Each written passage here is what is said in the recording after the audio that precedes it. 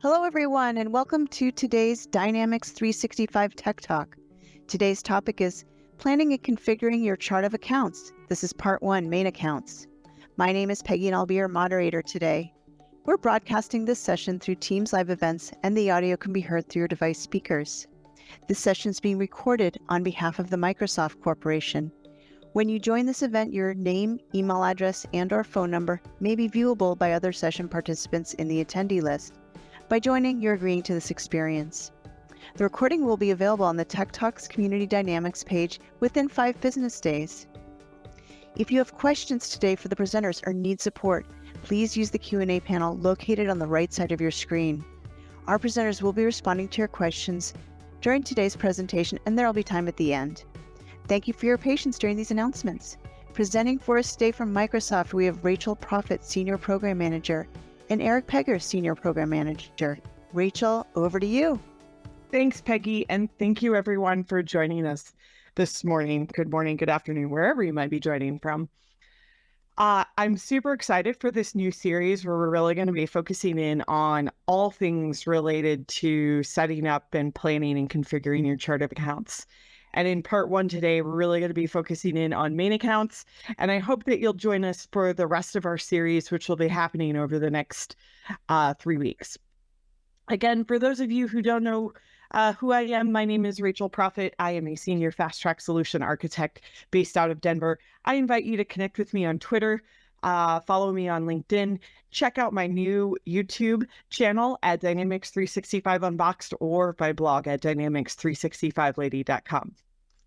Also joining us today, we've got Eric. Eric, do you want to do a quick introduction? Yes, thanks, Rachel. My name is Eric Pegors, and I'm a Senior Fast Track Solution Architect on the Americas team, and my contact info is on the slide. Awesome. So in today's Tech Talk, we're really going to be focusing in on 4 key objectives. We're going to start by introducing some terminology. If you're new to Dynamics 365, we have some terms and things that we use in Dynamics 365 Finance that may be a little unusual compared to other systems. And then we're going to describe a number of recommended practices for configuring your main accounts. We're also going to discuss and demonstrate how to create legal entity overrides and dive into the process and best practices around main account categories. Some things that won't be covered in today's session are financial dimensions, account structures and advanced rules, calendars, and the ledger. All of these topics will be covered in the future parts of our Tech Talk, so we encourage you to get registered for those and join us in the upcoming weeks if those are topics that you want to learn more about. So with that, we're going to just dive right in and start off with some information and some terminology. So starting with the chart of accounts, by definition, this is a list of main accounts that is not legal entity specific. I like to think of it as a wrapper or a container for the list of main accounts. And then each legal entity can be linked to a single or one chart of accounts in the ledger form. Next term that I want to talk about are main accounts. Main accounts are really the core of the chart. In some systems, this may be referred to as the natural account. These accounts are what we use to track the detailed transactions, whether they be assets, liabilities, expenses, and so on. Financial dimensions are another interesting term in Dynamics 365. Some other systems may refer to these as segments, but you can think of the dimensions as a way to break down your accounts by an additional attribute that further describes a transaction. Common examples include departments, cost centers, or profit centers, and business units. In some cases, you might hear the word segment used with Dynamics 365. And it's just important to remember that a segment could be a financial dimension, or it could be a main account. Now, the next term is a ledger account. And ledger account is a term that is specific to Dynamics 365 Finance that describes the specific combination of main accounts and financial dimensions. For example, I have an account number 1000-20-30, which represents Bake X for 1000. The Department of Finance represents the 20, and Brand X represents the 30, as an example. Now, ledger, when I just use the word ledger, is another term that is specific to Dynamics 365. Each legal entity has one ledger, and it's actually a page in the system where you link that legal entity to the specific chart of accounts, the account structures, currencies, and other settings that fundamentally control the behavior of the ledger in that particular legal entity. So moving on, some more terms that I want to talk about. The first one here is general ledger. When we use the term general ledger, we could be referring to the module in Dynamics 365 Finance, or we could be referring to the generic term that represents the register of all debits and credits that are recorded in a financial system. Dynamics 365 includes a number of subledgers as well. And since Dynamics 365 is a double entry accounting system, all entries must balance to zero. And all transactions, such as sales orders, purchase orders, and production orders as examples, are posted into the subledgers of the system. The subledgers contain more detail about those transactions, while the individual transactions are often summarized when we post them into the general ledger. A journal is a term in Dynamics 365 that has a very broad meaning and is used in many different places. You can think of the journal as a wrapper for a group of transactions. In some other systems, this might be referred to as a batch. However, the term batch has a different meaning in Dynamics 365, and that's partially why we don't use that term. The last term that I want to review with you that we'll be using throughout this whole series is the voucher. This is another term that can have different meanings in other systems, but in Dynamics 365 Finance, a voucher simply represents a unique number. And it's usually assigned automatically with a number sequence following a specific format based on the type of transaction that's being posted. And that automatic number, that unique number, is assigned to each transaction. Again, since Dynamics 365 is a double entry accounting system, this means that each transaction must balance. In other words, each voucher must have an equal amount of debits and credits. The voucher number that's assigned to the transaction is the unique identifier when you're viewing the details of that transaction in the general ledger. So now I'm going to hand it over to Eric, who's going to dive into some details about the subledger. Eric, over to you. Thanks, Rachel. Let's take a closer look at the concept of the subledger compared to the general ledger. The general ledger contains a set of master accounts. In Dynamics 365, we refer to these as main accounts, while the subledger contains a set of intermediary accounts. These accounts are different in each subledger, but as an example, the accounts receivable subledger stores customer account numbers, while the inventory subledger stores item numbers. When we think about the nature of the transactions that are posted into each, the general ledger is a single entry point that includes all financial transactions across the system. while there are many subledgers that make up a subset of transactions. Each of the subledgers links to the general ledger. In Dynamics 365, the legacy link is by voucher or voucher and date, and newer designs use a link that is more specific. This linking is the reason we recommend keeping vouchers small and avoiding what are known as one voucher scenarios. Lastly, when we think about the volume of transactions, there is a distinct difference between the number of transactions in the general ledger as compared to the subledger. The general ledger transactions are typically summarized and have a lower volume of transactions, while the subledgers have a large volume of detail as they carry each of the individual transactions of the subledger. This is why we should avoid duplicating subledger data into the general ledger. For example, the accounts receivable data already contains the customer account number and can be used for detailed reporting related to accounts receivable.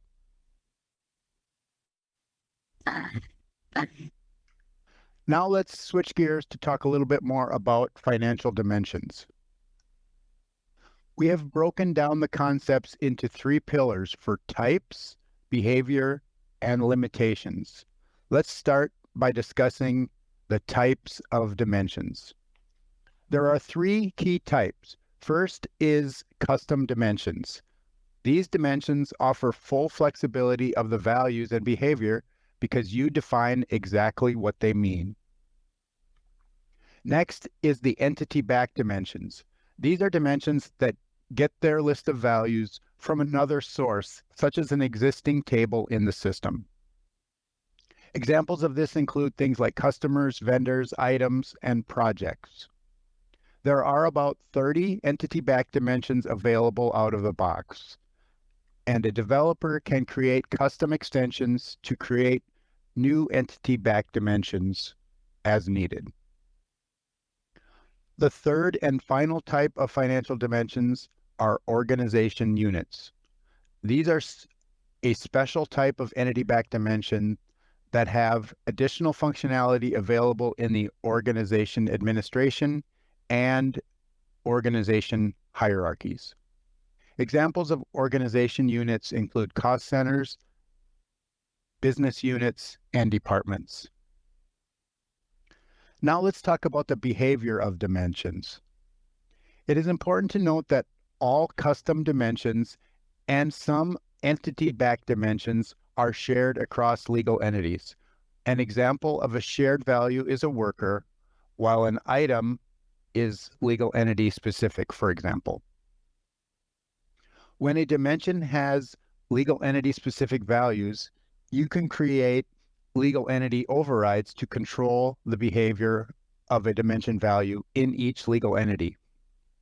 One thing to remember is that dimension values that are from different legal entities are distinct or not exactly the same, even if they look the same.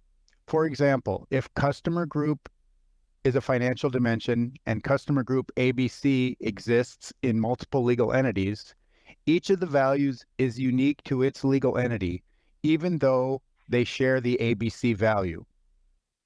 The simple explanation of why this is true is because each of them is a different record in the CUS group table with a different rec ID value.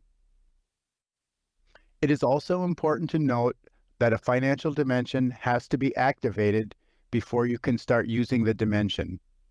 This does require the system to be in maintenance mode because it makes schema changes to the database during the activation. You can also create translations for financial dimensions. This will allow you to support financial reporting in multiple languages. The final point for the behavior is related to the ability to delete dimensions. Because of the unique architecture of financial dimensions and dimension values cannot be deleted after they have been selected in a journal or transaction. It is important that dimensions are not deleted through the back end, such as the database or with X++ code, as this can cause downstream data inconsistencies. Some alternatives to deleting include renaming, where you could name it with a value that would be at the end of the list, so it's not as visible, or suspending the dimension, which would allow it to not be, would mean it could not be used in transactions. Finally, let's discuss some of the limitations of financial dimensions. Financial dimensions should not be used to model operational or business requirements. For example, creating a project dimension in place of implementing the project's module. This often leads to expectations of the financial dimensions behavior that is not intended or supported.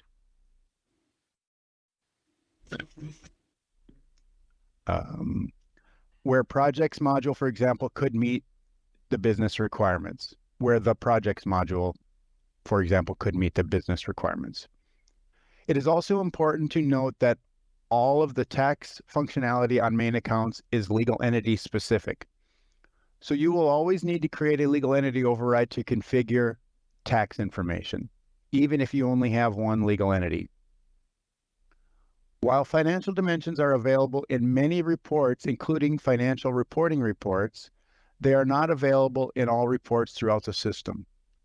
Based on your business requirements and reporting needs, you may need to extend reports to allow filtering by dimensions or to display dimension data in reports. Since your dimensions are unique to your implementation, there is not an easy way to add dimensions to all your reports automatically. This means it is critical to evaluate where the dimensions are needed in your reporting. Lastly, it is important to note that inter-unit accounting is only designed to address the accounting entries. If you have business requirements across the business units or across another dimension that you're using for inter-unit accounting, the operational aspect of those transactions is not affected by the inter-unit accounting process.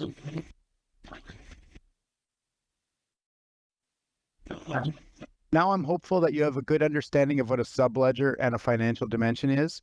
So next, it is important to understand when you should use a financial dimension versus when you should use a subledger. If your business requirements to report on a value and the ability, if your business requirement requires to report on a value and the ability to summarize a value, then a financial dimension can likely meet your requirements. Conversely, if you have operational requirements or need individual transaction detail beyond the dates and dollars that are posted into the general ledger, then a subledger should be used. It is not generally recommended to customize the financial dimensions or general ledger to copy or track additional details in the general ledger as a substitute for using a subledger that has the same functionality available. For example, a customization to put the sales order number directly in the general ledger table is no better than having a financial dimension for the sales order number, and both of these options are not recommended. Back to you, Rachel. Thanks, Eric. So now we're going to switch gears a little bit and kind of dive into the main accounts themselves and configuration related to those. When thinking about your main accounts, it's important to have a good strategy in place before you start clicking the new button and creating the accounts. There are several factors that you'll want to consider. First is the length of the account numbers. Generally, 3 digits is too few and does not allow for much growth, while 7 characters is likely too many and may inhibit the usability of the system. Typically, 4 to 6 digits is recommended and allows enough room for growth and creates a balance for the usability. Next is the format of the account numbers. You will want to define a good format for your chart of accounts. Generally, we recommend that you stick to numbers. While introducing alpha characters allows for more space, This can create confusion and usability problems for your users. If letters will be used, ensure you have considered the usability, reporting, and training for your users carefully. We also recommend that you use a mask to ensure that all account numbers are the same length. For example, you don't want to create some 4-digit account numbers and some 5-digit account numbers, and try to build meaning into the account numbers with the length or letters, for example. This is typically an indication that a financial dimension can help to meet the requirements, and you should consider if a fixed financial dimension can be used to meet those requirements. Finally, when thinking about the strategy for your main accounts, you will want good structure to the accounts. For example, you might want to consider using a standard such as the Harvard standard, where the accounts that begin with 1 represent assets, 2 represent liabilities, 3 are equities, 4s are revenue, 5 are cost of goods sold, 6 are expenses, and so on. Even if you don't use a general standard, we recommend that you document your structure and rules and consider creating main account templates for each account type or range that you have assigned in your structure. Next, it's important to consider the basic configuration strategies for your main accounts. First is the sharing of your main accounts. We generally recommend that you always share your main accounts when possible. Make sure to document and understand the business requirements and reasons for not sharing a main account. It's generally always going to be easier to manage the exceptions and share where possible.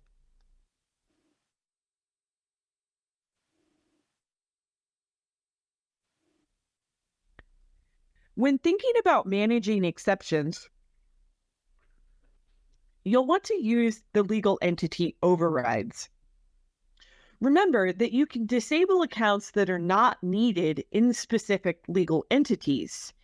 If you have an account that is only needed in one legal entity, you can suspend the account and then use legal entity overrides to enable the account in the legal entities where it is needed.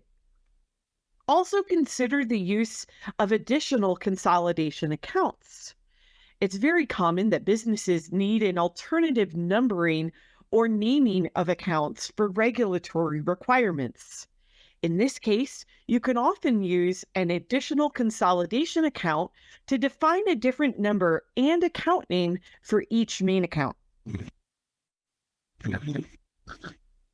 Finally, it's critical to have a strong governance process in place for managing and maintaining your chart of accounts. And remember that your governance process should include the downstream posting profiles and parameters that are affected by changes to your chart. We recommend that you configure and test security roles to limit the number of users who can maintain your main accounts, financial dimensions, posting profiles, and so on. We also recommend that you use main account templates to help create consistency and to improve the usability and ease at which you can create new accounts. You may also want to consider configuring posting validation on your accounts to prevent system accounts from having transaction posted into those accounts that are outside of the scope of the expected transaction types in that account. The final governance tip we have for you is to consider using database logging to track the changes that are made to main accounts, posting profiles, and critical parameters.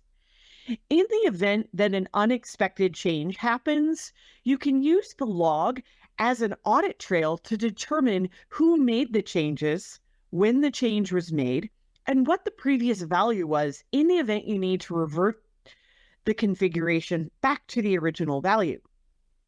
It's always important to have a good cleanup process in place when you enable database logging, and we do not recommend using database logging for high volume transaction tables. Now let's switch gears a little bit and discuss the details about the chart of accounts in Dynamics 365 Finance. Each chart of accounts is a distinct list of main accounts. Every implementation will always have at least one chart of accounts defined. The chart of accounts page is not legal entity specific, meaning that you can open the page from any legal entity in the system and you will see each chart of accounts and all of the main accounts within it. Each legal entity can have one chart of accounts.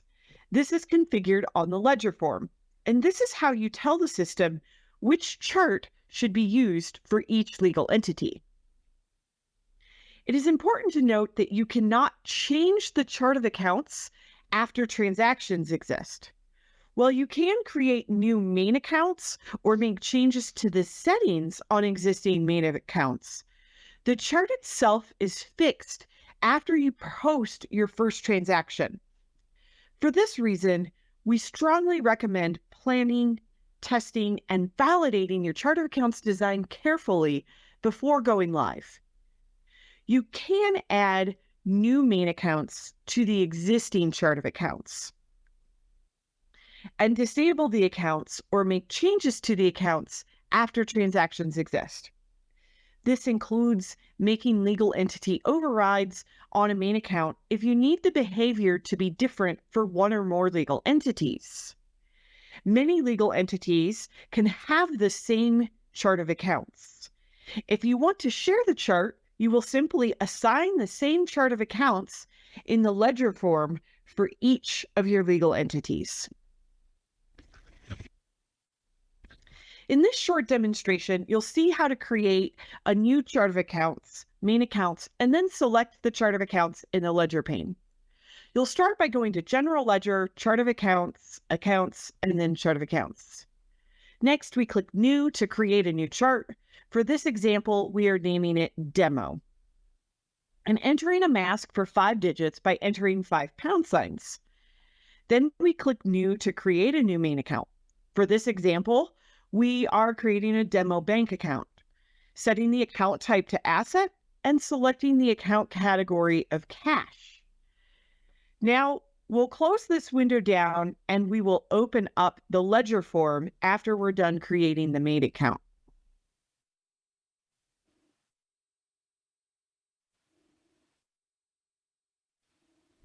For this example, I switched to the demo company and then we selected the demo chart of accounts that we just created.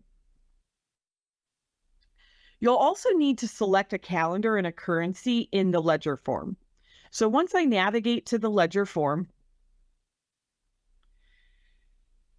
you'll see here that I select the chart of accounts,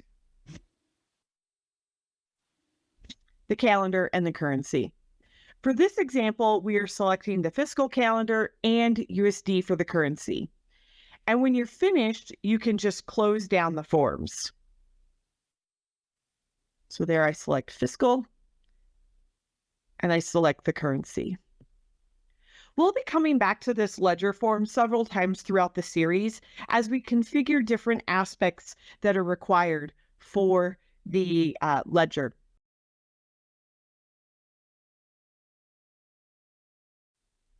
So now I'm going to hand it back over to Eric, who's going to dive into the legal entity overrides.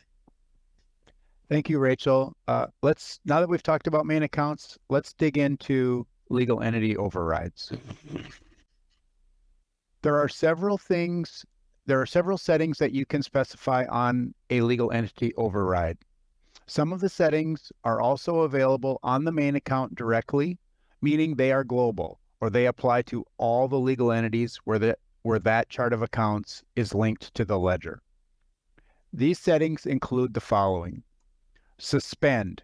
Selecting this setting disables the account, meaning that no transactions can be posted into the account. Active from and to dates, which is another way to control when transactions can be posted into the account. This is based on the posting date that is specified on the transaction, not the system date or current date. In other words, if you set an account to have an active end date of the last day of the year, you can still post transactions into that year, assuming that the period is open, but not into the next year. Exchange rate type is used to define a specific exchange rate type that is used for the main account for a foreign currency revaluation. This overrides the exchange rate type that is set up on the ledger page, but only for a foreign currency revaluation. Reporting currency exchange rate type is used to define the exchange rate type that is used on the reporting currency column for the account. Now, in addition to the settings that you can set globally, you can also set some settings on each legal entity. The following settings can only be defined on each legal entity, and like we said earlier, this is true even if you have only one legal entity in your environment. First is the default dimensions. This is one of the most common settings to override on a legal entity. This can be used to define a default for documents, to define a default when you create journal entries, and you can also make financial dimensions fixed, which forces any transaction, including source documents like purchase orders, for example, to use the specified dimension. We will discuss this in a bit more detail later.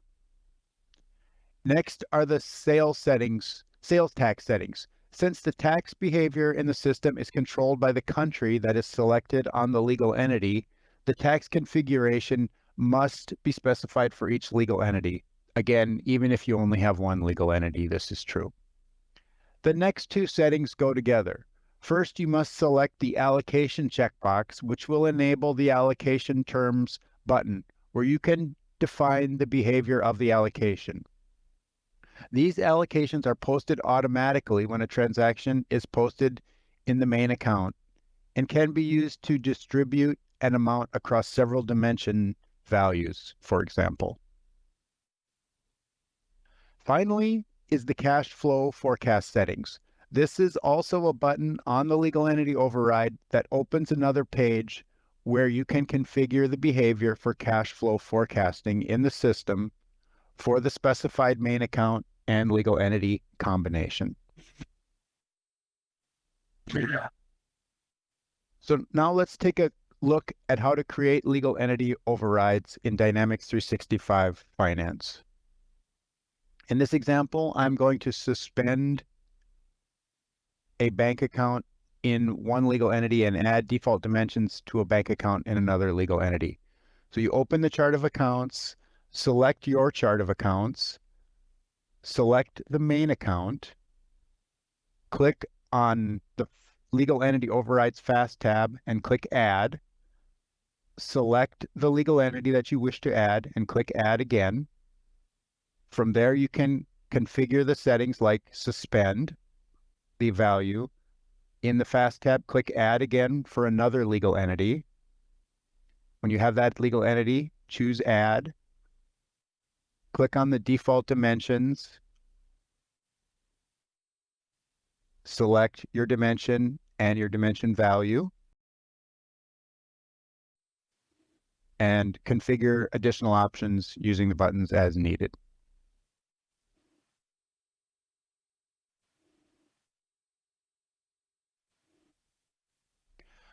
Now, Rachel's going to talk about main account categories. Great. Thanks, Eric. So taking a closer look at main account categories, you may have noticed in one of the earlier demonstrations that we selected a main account category when I added a main account. So I want to talk a little bit more about these. Main account categories are used to group similar main accounts together and primarily serve a reporting function. You can also select a main account type to restrict the categories that can be selected. With Dynamics 365 Finance, the main account categories are used in the Power BI reports and financial reporting reports that are provided out of the box. When you use main account categories, there are a few best practices to keep in mind. First, we recommend that you use the existing main account categories. A good list of categories is provided out of the box, and the out of the box reporting is linked tightly with these categories. We do not recommend that you change the meaning by updating the name or description of the main account categories. This can cause unexpected behavior in the out of the box reports. Next, it is important to note that if you add new categories or edit the meaning of existing categories, you'll need to update the reports that are provided out of the box to reflect the changes and additions you have made. Lastly, it's important to note that if you change the name of an account category, or if you add new account categories, the out-of-the-box Power BI reports will no longer work, or the data will be inaccurate. You will need to update the design of your Power BI dashboards to reflect the changes that you make to the account categories. Now I'm going to hand it back over to Eric, who's going to talk through the do's and don'ts for configuring your main accounts. Thank you, Rachel.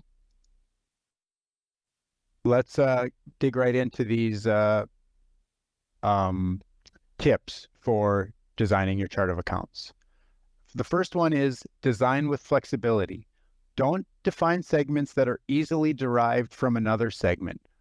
As an example would be to define both a location segment and a regional divisions dimension, even if the regional division is defined as a combination of the locations.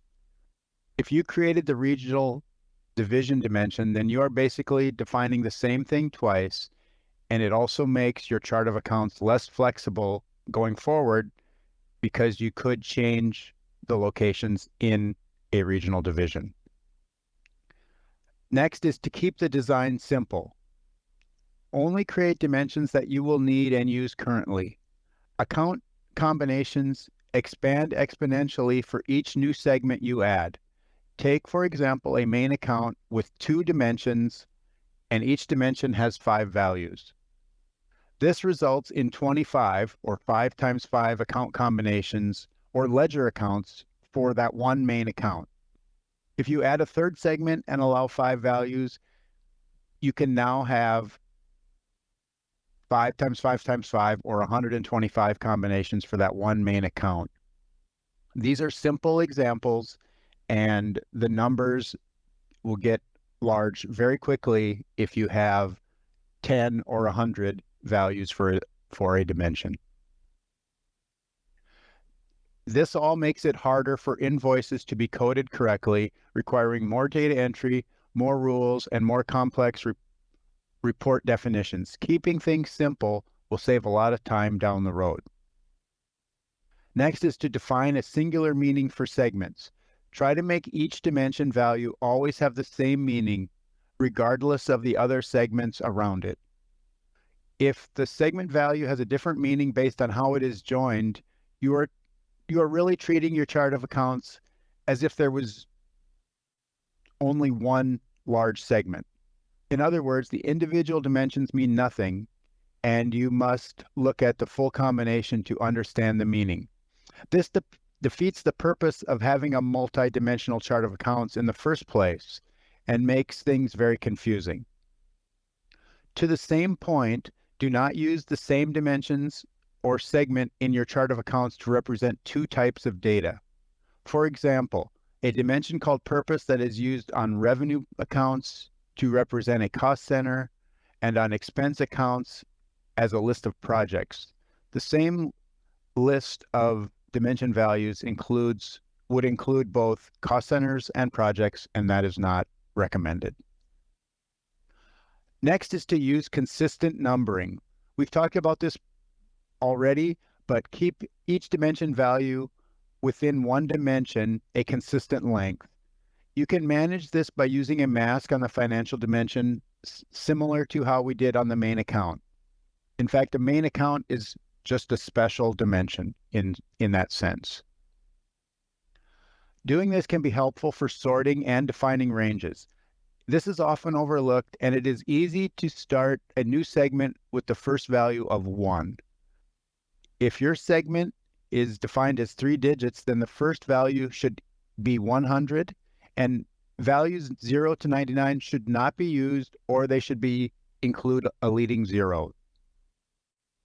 Otherwise, only use values 100 to 999. Also consider if you want to allow blank values in your chart, or if you want to use a value of the appropriate number of zeros, for example, 000, to represent no dimension value. Carefully consider alphanumeric dimension values is another one from main account. Although we support alphanumeric values, meaning alphabetic number or alphabetic characters and numeric digits in the dimension value, carefully consider if this makes sense. Typically, using just numbers is recommended. They can be difficult to sort and inconsistent in length due to variable width of alphabetic characters. In some cases, it can be difficult to create ranges with alphanumeric dimension values. One advantage to using alphanumeric values is that they can be easy to identify the meaning when you are reviewing transactions. But the description is generally available on the inquiry forms and reports throughout the system, making this a moot point. Leave room for growth.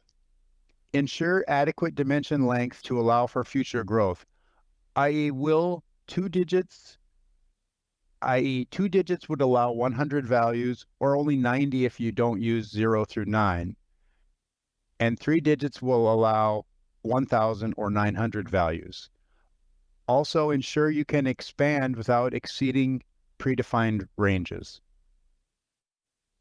Use ranges where possible. Not only should dimension values have a meaning, but also its location within a certain range can give it more meaning. This is a good way to get a lot of information and create structure within your chart of accounts.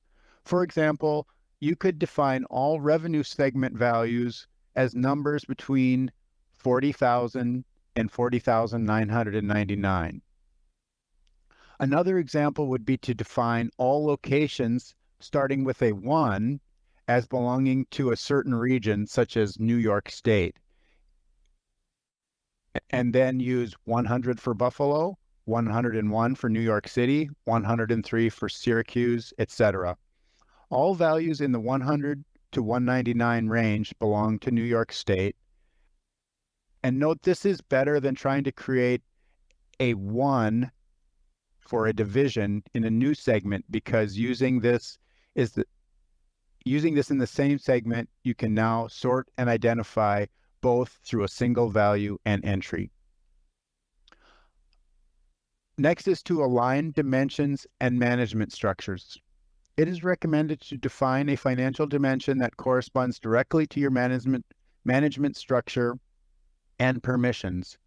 This allows you to easily share and control who has access to the different sections of your general ledger based on their responsibility. If your management structure is organized by function, by location, by product line, or line of business, then you will want a corresponding segment to denote each item within. Implement strong controls. It is strongly recommended to have as few people as possible responsible for maintaining the chart of accounts. Even in a very large organization, if you can assign a single person to manage this, you will be better off. This person will often manage changes for the financial reports, and if not, should communicate account changes to that function. And be sure to create a document that defines the structure, purpose, ranges, future use, and conventions. Finally, review and revise regularly. Remember that even a perfectly defined chart of accounts will break down over time as your business grows and changes. So it is a good idea to review the design and structure every year, disable old accounts, and keep things organized. You should always review this and take the time to update the chart of accounts if you are implementing Dynamics 365 Finance for the first time or upgrading from a previous version. Now let's review some quick do's and don'ts for main accounts. Do use a main account mask. This ensures consistent length. Do use the standard main account categories. Do share the chart of accounts when possible. Do manage exceptions with legal entity overrides. And do use main account templates to create consistency. Now for the don'ts. Don't make main account numbers too short or too long. Don't make main account numbers that are different lengths. Don't use alphabetic characters in main account numbers. Don't change the meaning of the standard main account categories. And don't give excessive security for maintaining the chart of accounts. And now back to Rachel. Thanks, Eric. So we've put together a checklist and a number of resources to help you on your journey getting your chart of accounts planned and configured. The checklist that we've put together is all up for everything that you need to do with your chart of accounts, not just the main accounts. So this checklist will be kind of coming back to it in each of the different parts. And you can see that we've put hyperlinks in our checklist. The PowerPoint presentation will be available as a PDF that you can download with the recording of this presentation that will be available on that TechTalk Dynamics community page. So we encourage you to take this checklist and download it and use it to help you with your configuration process. It continues on our next slide here, so you can see it goes all the way to the very last step here, which is configuring the ledger. So all of the other configurations are kind of the prereqs, if you will. Some of them are optional. Some of them are mandatory, but if you do them in this sequence, it'll kind of reduce the amount of back and forth that you might need to do and get you to that fully configured chart of accounts and ledger.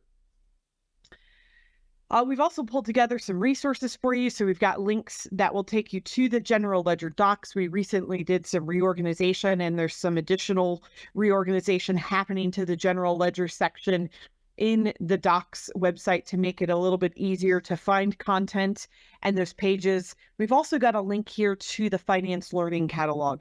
There's a lot of great e-learning that you can take that will dive into and get you some more hands-on experience with a lot of these setups and configurations that we've talked about today, to help supplement your learning.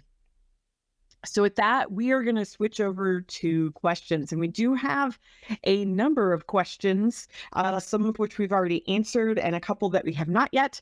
So we are going to kind of go through those. So the first question was, is it possible to have one chart of accounts but still address local GAAP requirements to maintain particular account structures? I.e., I may have one account in my chart of accounts that needs to appear with a different account number to meet the local GAAP requirement, depending on the legal entity it is in. This is actually a great question. I'll go ahead and publish that so you guys can read it. And it's kind of a complicated question. So you can technically still use a global chart of accounts, yes.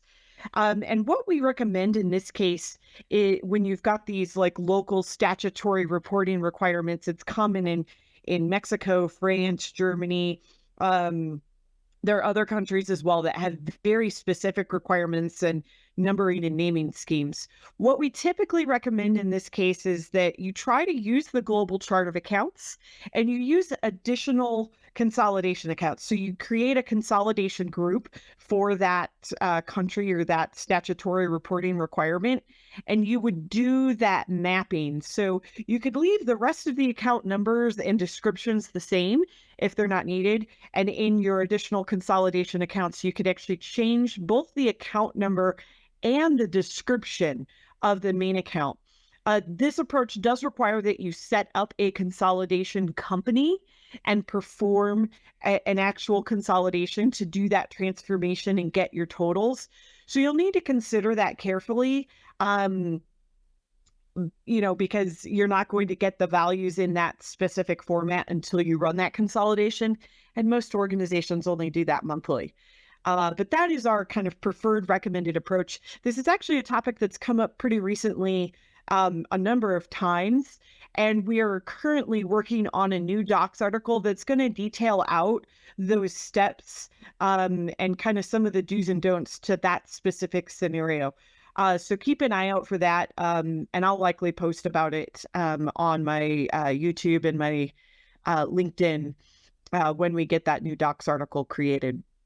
So hopefully that answers the question. Eric, if you've got anything else you want to add. Yeah, I just have one other thing, is that just in case when Rachel mentioned consolidation, you got worried about the performance of it. I wanted to mention that there's a new consolidation performance feature that came out in 10.0.20 and was backported to 18 and 19 that may help. Yeah, great tip. And remember, that is a feature management feature, so you do have to go enable that feature to start taking advantage of that. All right, so the next question we have, any suggestions for balance sheet by business unit with intra-company accounting? Great question. And I'm actually going to deflect this one. Sorry.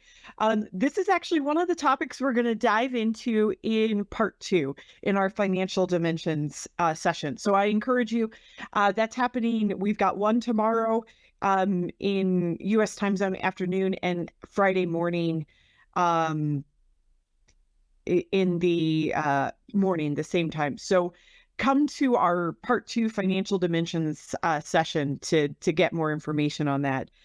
We also just had another one come in. Can you please elaborate financial dimension more?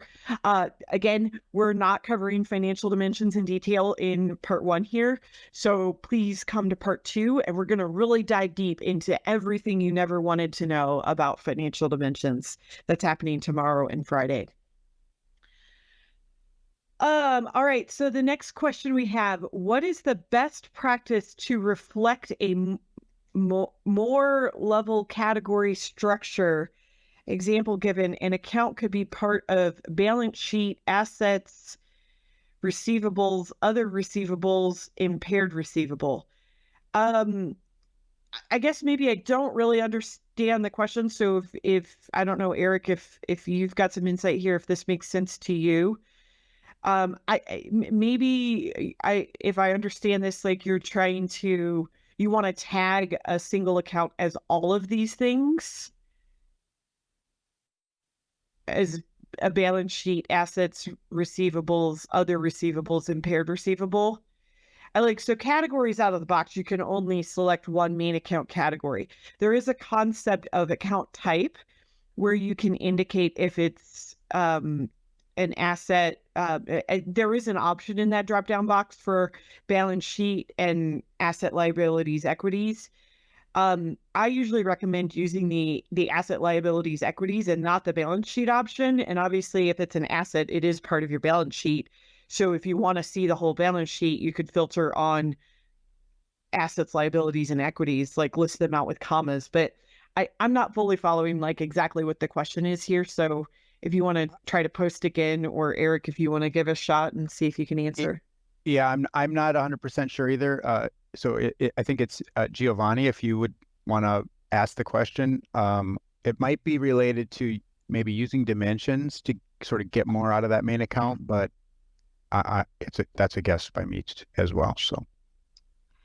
Yeah. So a comment came in. You advise against adding main account categories but the standard codifications correspond to US GAAP, which is not usable for a large number of countries like France and Germany. Great feedback. I definitely encourage you to put your feedback into like the ideas site, and we can help drive this feedback as well. The key here with your main account categories is you can absolutely change your main account categories. Just don't expect the reports to automatically update. So if you're going to make a change to your main account categories, then know that you need to build time into your project and plan in your project to update the Power BI dashboards and reports, and your financial reporter reports. So I guess it's not a hard recommendation. I would say avoid it when possible. And keep in mind that if you do change it, you're going to also need to account for updating those reports. All right, so this is a long one. I'm trying to read it here.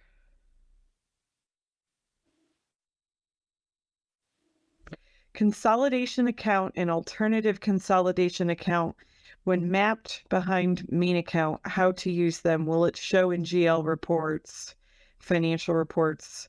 Will it only be useful if you consolidate in D365? Can I use it to reflect group accounts of the company if their group is using SAP, not in D365? I think I kind of understand the question here. So kind of going back to that whole consolidation account. So these additional consolidation accounts are in a table. You can absolutely report on them. You would likely need to like create your own entity or view that joins those two tables together. And you'd likely want to do that in BYOD or with Data Lake. From that standpoint, balances would not be visible in so when you run a trial balance, for example, you wouldn't see balances based on that consolidation account unless you actually run the consolidation. So it would take some extra work, to do that. And I wouldn't recommend trying to write a report that basically replaces a consolidation. So in terms of the group accounts, you could absolutely use the additional consolidation accounts to map, what our account numbers mean to another financial system and grouping. And there's not a limit to how many consolidation groups you can create and additional consolidation accounts. So if you need to do it multiple different ways and you are using a global chart, you could have a global chart that's shared across all the legal entities and just map that to the requirements for your SAP system. You could map that to the requirements for France. You could map it to the requirements for Germany, and so on.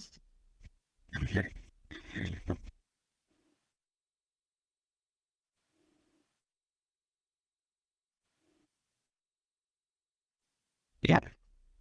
Okay, that's the consolidation one, right, Rachel? Yeah, that was the big long consolidation one.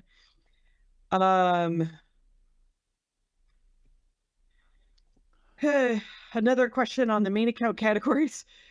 So obviously a lot of questions here around main account categories. So when possible, we do strongly recommend you try to use those out of the box main account categories, right? They are hard coded into the Power BI reports, KPI tiles, and so on.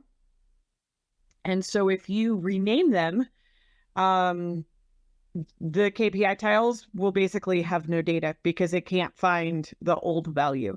So you'd have to go and update that KPI tile or Power BI report to kind of say what the new value is.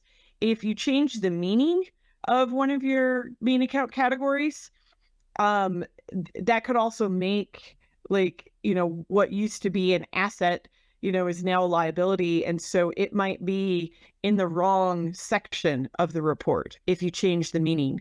So I guess, again, avoid it if you can, but know that if you do change them, then the out-of-the-box reporting is going to need to be updated, and you need to account for time in your project to go make those changes.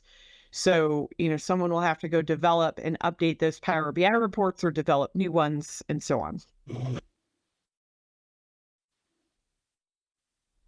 Yep. And I have replied to a few of these as well, Rachel, and took them off the list. So, yeah.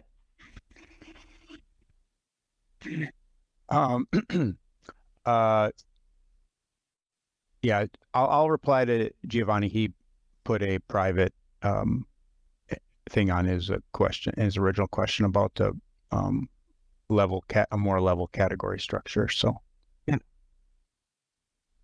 We had a comment come in about the oh, it went away. Did you publish it? That was the one from Giovanni. Oh, okay. Got it. I mean, it was back to governance, right?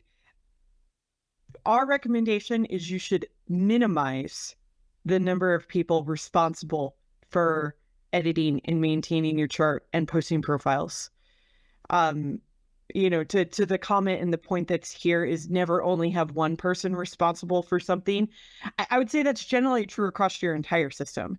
You should always, always, always have at least one backup for all of the different roles throughout your entire organization, not just this. But right, it's important that you have a gatekeeper, right, and that you have clearly defined processes and procedures, and it's not a free-for-all.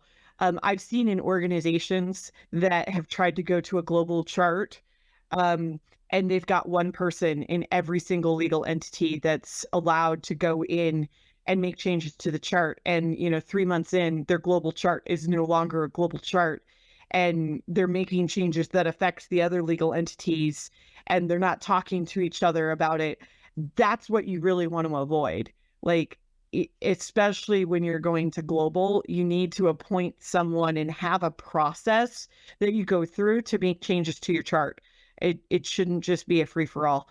And obviously it has a lot of effects on downstream processes. So whoever those people are in your organization should have a good understanding of what those downstream processes are and what that means. If I make a change to my chart, do I now need to go update my posting profiles? And what other documentation do I need to update? What do I need to keep for my auditors so that they know? Do I need to change my reports now that I changed my chart? Like, all of these things need to be considered. And it's not as simple as just clicking the new button in the main account page.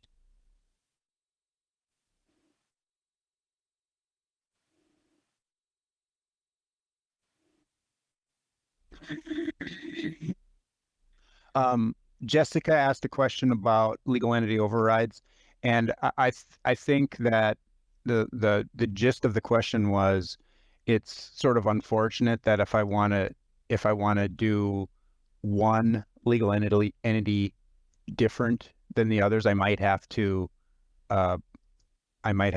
enter an override for all of my legal entities except that one, because I don't think that you can set the global setting and then alter it with a legal entity override. So I think that is a. I'm not sure if there's an ideas out on the ideas website, but I think this is another bit of great feedback. We can certainly help drive that to the product team, but I would certainly encourage you, if this is not already on the ideas website, get it out there, and then everyone goes stuff the ballot box. Agreed. It would definitely be a convenience or a time saver to have some more flexibility there.